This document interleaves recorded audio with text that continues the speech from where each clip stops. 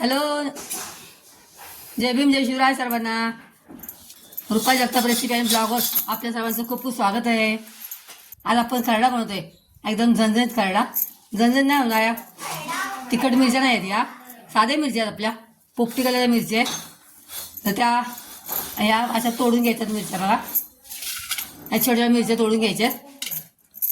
या मोठ्या मिरच्या आहेत, त्याचे तुकडे करून घ्यायचे, 2-3 तुकडे करून घ्यायचे.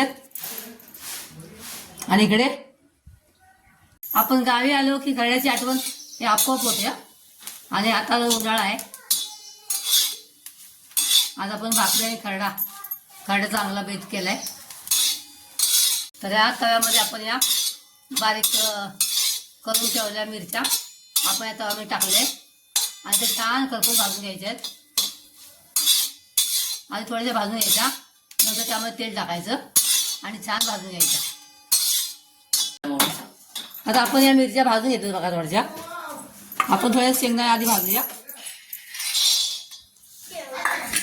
आपले घरच्या शेंगाचे शेंगदाणे आहेत, ते पण छान करपून भाजून घ्यायचे. आपण हे शेंगदाणे चांगले भाजून घेतले आणि त्यात परत मिरच्या टाकल्या बघा. आणि आता एक चमचा तेल टाकायचं.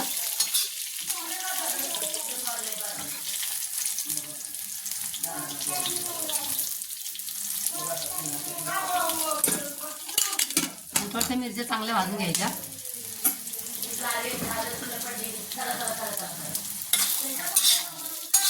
पोपटी मिरची आहे त्यामुळे तिखट जास्त असतात. मिरच्या पण आपल्या छान भाजून झाल्या बघा. आणि स्टेपला आपण त्यामध्ये आपल्या चवीनुसार मीठ टाकायचं आहे. 1 चमचा मीठ टाकतो. आता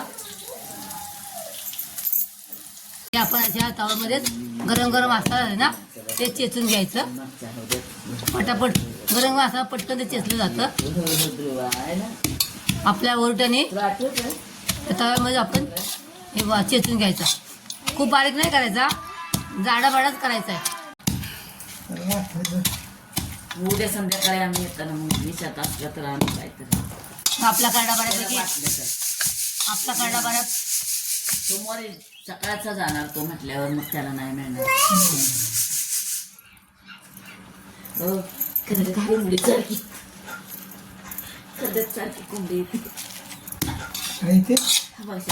काय नाही बघा. आपला खरडा बऱ्यापैकी बारीक झालाय बघा. खूप बारीक नाही करायचं आहे, खूप बारीक नाही करायचं आहे, खूप बारीक नाही करायचं आहे. खरडा आपला छान खरडा चेचून आलाय बघा.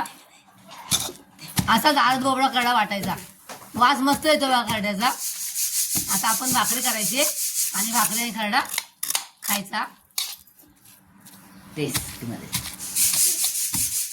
आपली बघा असं हे भाकरी पण आपली भाकरी पण तयार झाली आहे बघा. आपली भाकरी पण तयार झाली आहे आणि भाकरी आणि खरडा असा मस्त बेत आहे आज. मला ताट घ्या की रे. हा खरडा खातो बघा सूर्यकांतचा. कसा आहे बघा खरडा? खूप छान, झणझणीत. हो झणझणीत. आपला खरडा झणझणीत एकदम झाला बघा. तुम्हाला ही माझी भाकरी रेसिपी आवडली असल्यास लाईक आणि सबस्क्राईब करा. नवीन असाल तर नक्की सबस्क्राईब करा. परत भेटूया एका नवीन रेसिपीचं. तोपर्यंत बाय. Thanks for watching.